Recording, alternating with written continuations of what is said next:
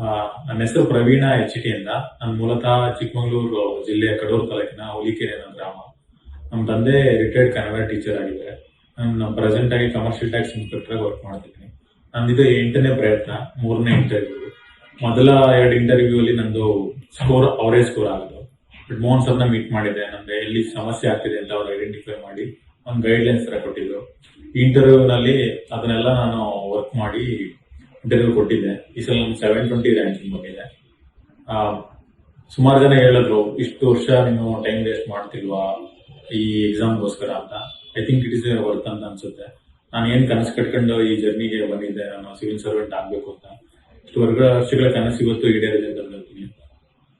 ನೀವು ಸೋಲು ಅನ್ನೋದು ಇದರಲ್ಲಿ ಸಹಜ ಅಂತ ಅನ್ಸುತ್ತೆ. ಎಲ್ಲೋ ಒಂದ್ ಕಡೆ ಎಡವಿರ್ತೀವಿ, ಒಂದ್ರಲ್ಲಿ ಎಥಿಕ್ಸ್ ಪೇಪರ್ ಇಂಟರ್ವ್ಯೂ ಎಡವಿರ್ತೀವಿ. ಬಟ್ ಎಲ್ಲದನ್ನ ನೀವು ರಿಸಾಲ್ವ್ ಮಾಡ್ಕೊಂಡು ಒಂದು ಬೆಸ್ಟ್ ಪ್ರಯತ್ನ ಕೊಟ್ರೆ UPSC ಕ್ಲಿಯರ್ ಮಾಡ್ಬೋದು, ನಿಮ್ ಕನಸನ್ನ ಈಡೇರಿಸ್ಬೋದು ಅಂತ ನನಗೆ ಅನ್ಸುತ್ತೆ.